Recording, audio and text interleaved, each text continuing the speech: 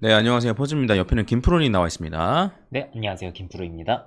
자, 축배를 들어라. 아, 왜 호응 안 해주냐고.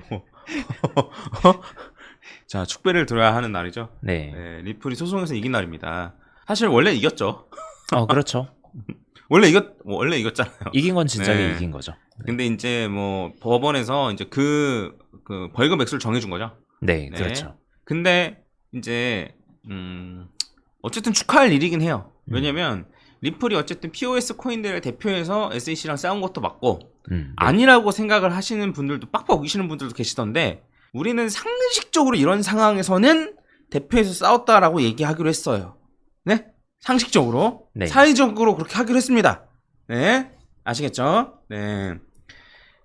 어쨌든 리플이 이김으로써 사실 이제 나머지 POS 코인들은 걱정할 게 없어졌어요. 네. 네, 걱정할 게 없어졌기 때문에 사실 리플한테 고마워해야 되는 게 맞고, 그리고, 다른 거래소들도 이제, 거래소한테도 소송을 많이 걸었었잖아요, SEC가. 미등록 증권 왜 거래하냐고. 네, 그렇죠. 네, 근데 그럴 걱정도 이제 많이 사라졌습니다. 그래서 미국은 법을 뭐 잘못 해석하고 뭐하고 뭐 이런 거라고도 생각할 수 있는데, 미국은 사실 우리나라랑 법 체계가 조금 다른 게, 판례로 이끌어 나가는 나라예요. 그렇죠. 판례 네, 위주로 판례 법을 위주로 많이 봐요. 그래서 뭐 물론 우리나라도 판례 위주로 보지만 근데 이제 우리는 그래도 법에 있는 대로 약간 하려고 하는데 거기는 이러한 판례가 있으니까 그 판례를 들어서 이런 게 진짜 많아요. 그래서 한번 이렇게 결정된 게 매우 중요하고 앞으로는 뭐 관련된 소송 나오면 거의 이제 SEC가 지겠죠. 네, 그리고 앞으로 새로운 사업을 하거나 기존에 있던 코인들도 어쨌든 그 테두리 안에서 이제 안 걸리게끔 하면 되는 거라서 네, 굉장히 좋은 거다. 네, 굉장히 좋은 상황이다. 라고 말씀드릴 수 있겠습니다. 해서 우리 모두 이제 리플에게 박수를 쳐줘야 되는 게 아닌가. 전 진짜 그렇게 생각해요. 그래서 고생했죠. 네, 리플이 좀 고생했죠. 네, 그래서 잘 마무리가 돼서 다행이고. 네. 네, 그리고 암호화폐 업계에서 큰 호재라고도 볼 수 있을 것 같습니다. 제 개인적인 생각으로는 특히나 이제 POS 코인들이 네. 물론 왜 안 올라라고 하면 뭐 비트가 뭐 네, 나중에 오르겠죠 뭐. 네. 뭐 지금 비트만 문제가 아니라 또 다른 자산들도 힘을 못 쓰고 있는 상황이긴 하니까요. 리스크가 하나 줄어든 거죠. 네. 호재가 막 터졌는데 갑자기 SEC가 태클 거면 팍 떨구잖아요. 그런 게 이제 없어진다는 거죠. 네, 뭔 말인지 이해가시죠? 네. 자, 그러면 이제 어쨌든 뭐 리플의 소송에 관한 요 긍정적인 면에 대해서 이제 이 정도로 얘기하고. 네. 하나 제가 이제 물어보고 싶은 건 이제 리플 현명한 투자자들 말고 네. 네, 현명한 투자자들 말고 이제 리플 광신도 분들이 있잖아요. 자, 원하는 만큼 지금 몰랐나요? 다른 유튜버들이 말하는 대로 리플 이번엔 드디어 리플 개들썩 막 이러면서 어때요? 뭐 생각하는 만큼 올랐어요? 이번에는 또 이제 SEC가 항소를 걸 수도 있으니까 안 오르는 거래요? 뭐래요? 뭐라고 얘기하던가요? 자, 그때도 말씀드렸던 게 뭐였냐면 리플은 소송은 이미 이겼다니까요. 정작 중요한 건 뭐냐면 우리들끼리 거래소에서 거래하는 게 증권이냐 혹은 증권법 위반이냐 요게 굉장히 중요했잖아요. 그래서 이제 그것 때문에 어쨌든 코인베이스에서 다 상패했다가 그게 증권이 아니라고 하니까 증권법 위반이 아니라고 하니까 코인베이스든 다른 거래소도 다시 다 상장시켰잖아요. 네, 그렇죠. 그러니까 우리가 겁내는 게 뭐였어요? 리플을 거래소에서 거래하지 못하는 걸 겁냈던 거예요. 리플이 증권이 돼버리면 증권 거래소에서만 거래해야 되는데 증권 거래 라이센스가 있는 그런 데서만 거래해야 되는데 그런 데서 상장을 안 시켜줄 거 아니에요. 원하는 리플을 사고 싶을 때 사고 팔고 싶을 때 팔지 못하면 요 매력도가 많이 떨어지잖아요. 리플이랑 코인에 대한. 그래서 우리가 그게 무서웠던 건데 그 이슈는 약식 판결할 때 다 판결 난 거잖아요. 네, 그렇죠. 그래서 그 이슈로 하루에 73% 정도 이렇게 올랐던 거기도 하고. 근데 이제 어쨌든 SEC가 이제 뭐 항소를 했지만 항소한 그게 이슈가 별로 중요하지 않은 이슈라 제가 누누이 말했죠. 그러니까 리플사가 이제 기관한테 판매한 거에 대해서 이제 얘기를 한 건데 뭐 기관한테 판매한 거 같은 경우에는 어쨌든 증권법 위반이 맞고 그건 이제 벌금을 어느 정도 무냐 얘기였고 그 다음에 뭐 나머지 이제 항소한 것도 우리가 이제 거래소에서 우리끼리 리플 사고 파는 거에 대한 얘기가 아니었어요. 다른 항목에 대해서 이제 얘기를 했던 거였단 말이에요. 기관 판매에 대한 부분이 쟁점이었죠. 그래서 그게 전혀 중요하지 않잖아요.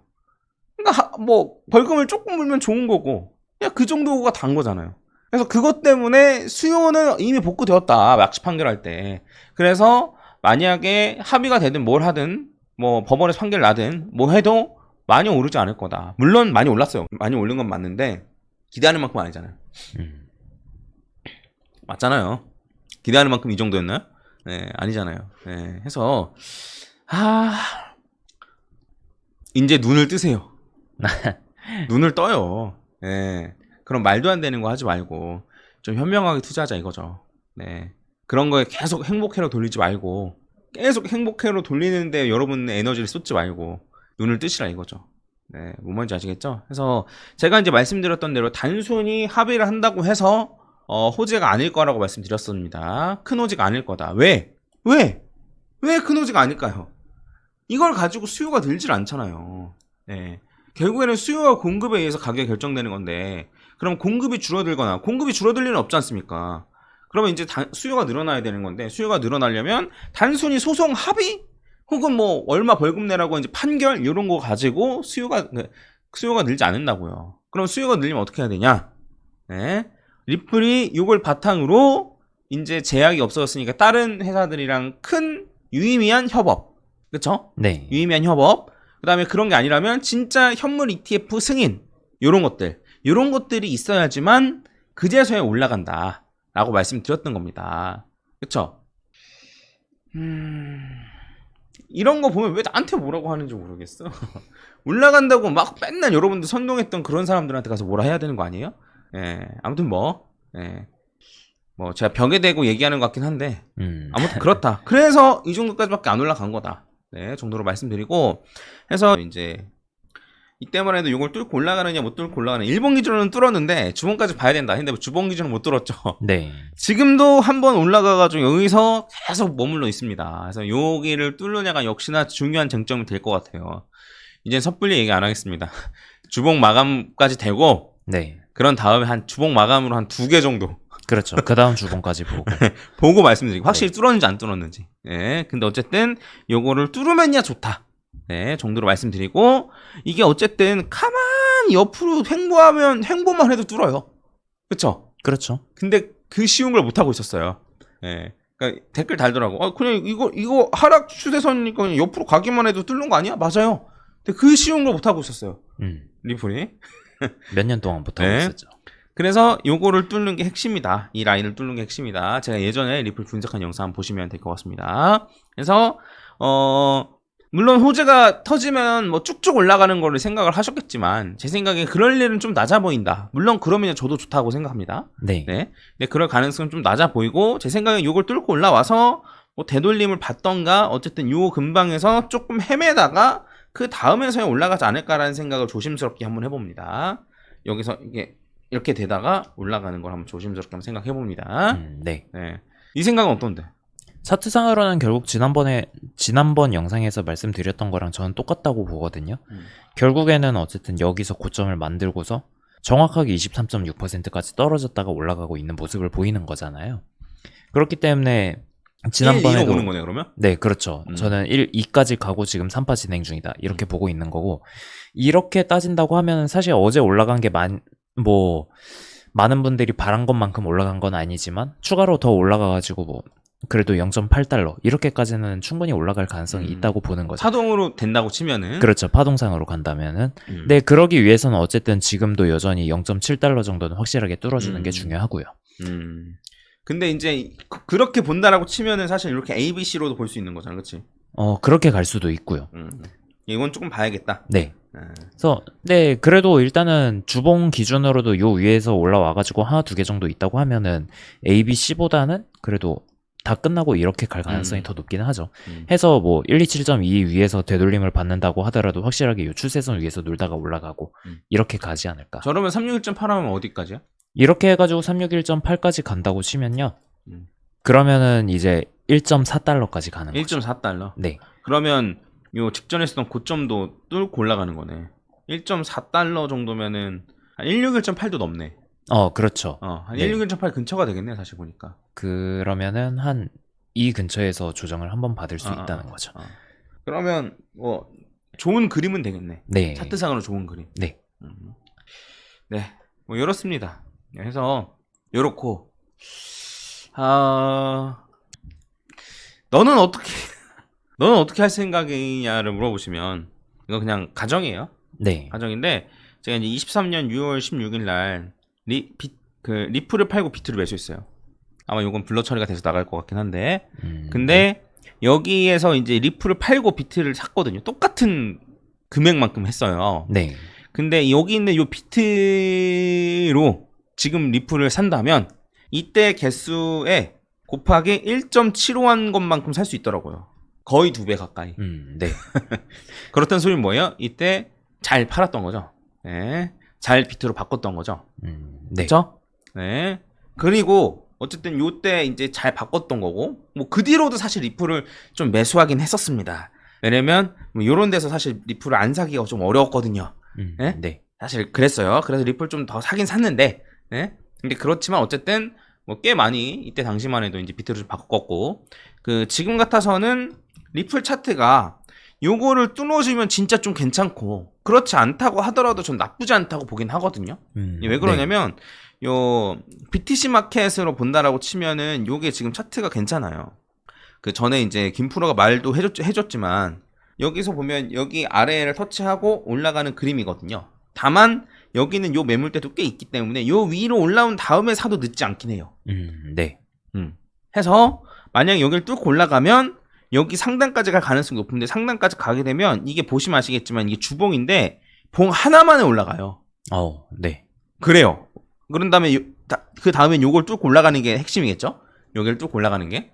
해서 봉 하나만에 뚫고 올라가기 때문에 제 생각에는 뭐 물론 확실하게 추세선을 뚫고 올라온 다음에 갈아타는 게 좋겠지만 뭐 리플로 조금 갈았어도 나쁘지 않은 자리는 아닐까?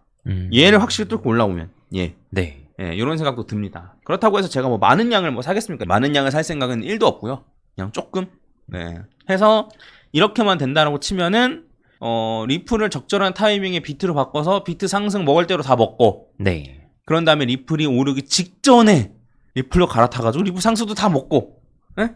그렇잖아요. 그럼 얼마나 좋습니까, 그렇죠? 네. 그래서 이제 갈아탄 게 6월 16일이라 그랬는데, 네. 6월 16일이면 요때쯤인데 여기 올라가기 전이죠. 저 바로 직전이네. 네. 해서 이때 갈아탔어도 비트로 갖고 있는 게 더 이득이었네. 그렇죠? 그랬구나. 네.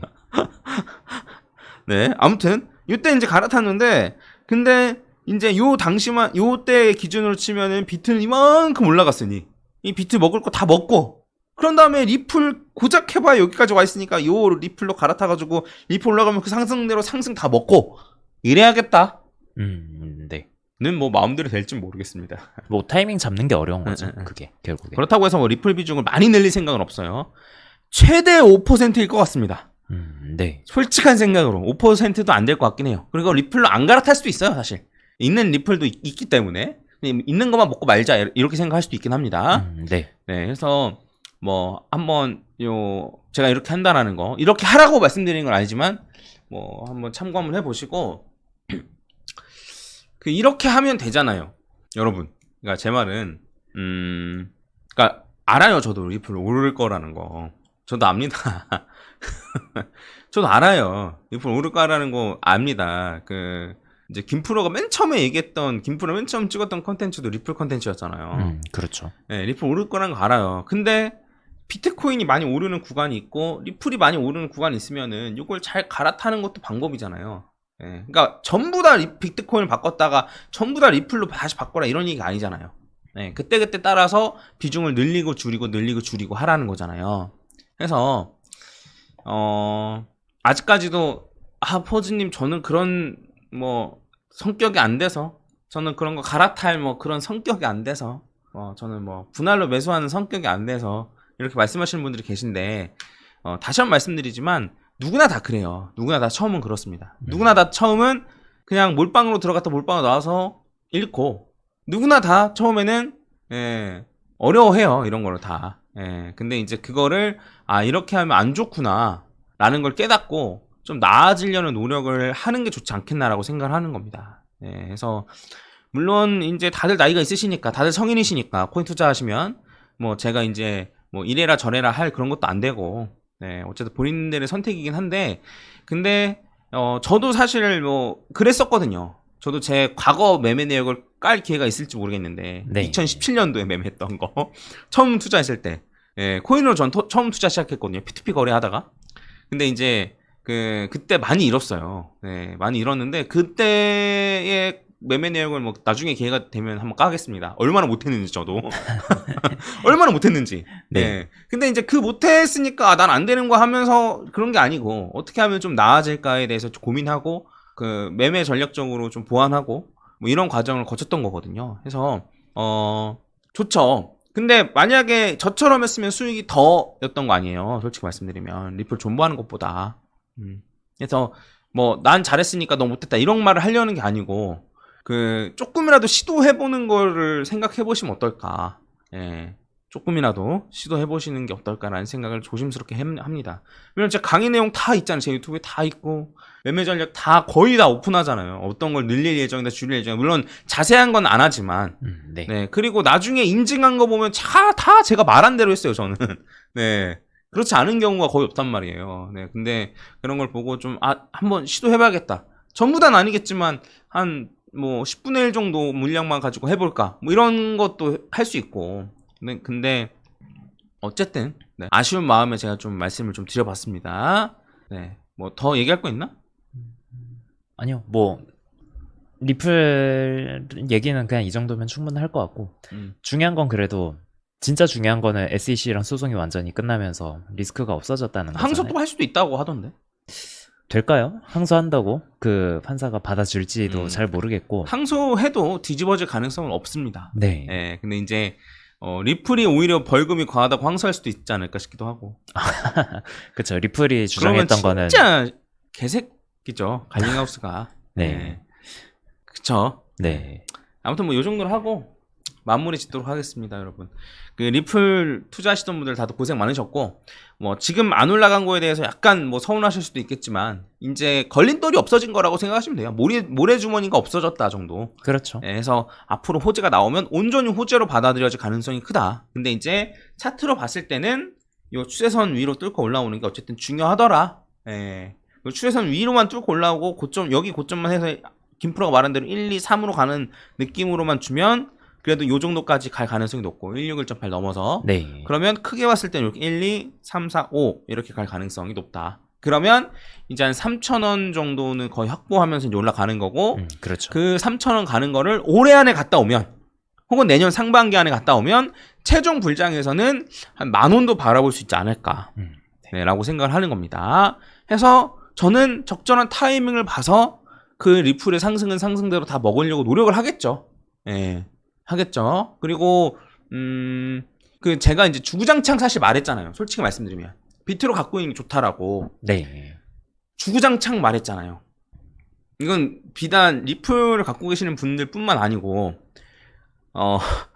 지금 타이밍에는 비트를 갖고 있는 게 맞다. 비트 도미넌스는 계속 올라간다라고 말씀드렸지 않습니까? 그래서 지금 뭐 확인해보면 아시겠지만 몇몇 코인들은 이제 FTX 저점을 갱신하면서 떨어진 애들도 있어요. 그렇죠. 그러면 알트코인, 잡코인 위주로 갖고 계신 분들은 FTX 정도의 자산이 쪼그라들었다는 소리예요. 네. 해서 이게 내가 뭐 강요할 그런 것도 없고 뭐 그렇긴 한데 근데 이제 뭐 잘 들으시는 분들은 뭐 이런 얘기 왜 또 하냐라고 싶으실 수도 있긴 한데 네. 네. 근데 이제 안타까운 상황들이 많이 보여서 네, 댓글만 대충 봐도 그래서 이제 한번 말씀을 좀 드립니다. 옛날 같으면 한 명 한 명 붙잡고 댓글로 그러시면 안 됩니다. 이 영상 보시고 이 강의 보시고 한 명 한 명 붙잡고 했는데 요새는 사실 그럴 기력도 없고 그런 것도 없어요. 그럴 힘도 없어요, 사실. 네. 예, 그래서 그렇습니다. 예, 그러니까 이렇게 영상에서 가끔씩 말씀드릴 테니까 좀 한번 곰곰이 고민을 한번 좀 해보시고, 네, 이러셨으면 좋겠습니다. 아시겠죠? 네. 이상 마치겠습니다. 네. 좋아요 한 번씩 부탁드리겠습니다. 감사합니다. 네, 감사합니다. 김프로였습니다.